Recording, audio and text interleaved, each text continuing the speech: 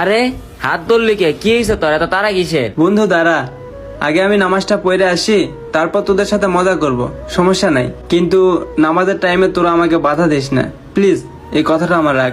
আচ্ছা ঠিক আছে যা, তোর কাছে নামাজ বড় হয়ে গেলো, বন্ধু বান্ধব কমে গেলো না। আচ্ছা ঠিক আছে যা, এখান থেকে যা,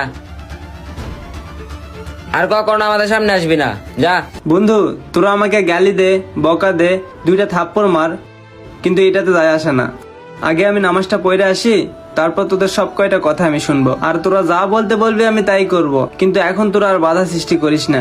আরেকটা কথা বন্ধু, যেহেতু আজানের টাইম, প্লিজ তোরা এই রং মাখাটা বন্ধ কর।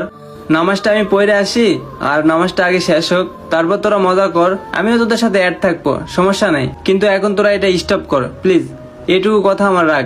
ঠিক আছে, তুই যেহেতু এত করে বলতেছিস, তাহলে যা নামাজ পড়ে আস, আর আমরা এটা বন্ধ রাখি। কি বলস তোরা? আমরা এটা বন্ধ রাখি, আই এখানে বস, সবাই বস। ঠিক আছে থাক তোরা। যাই হোক, বন্ধুদের একটা ভালো একটা উপদেশ দিয়ে আসলাম, এতে রাস্তাঘাটে আর বিশৃঙ্খলা হবে না। যাই আমি নামাজটা পড়ে আসি।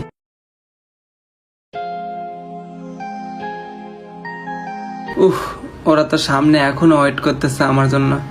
আচ্ছা কি যে করি, যেহেতু বন্ধুদের কথা দিয়ে আসছে, তাইলে তো যাইতেই হবে, না গেলে তো আবার মন খারাপ করবে।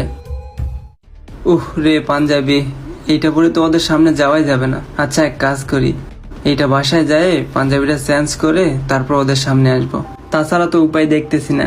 যাই।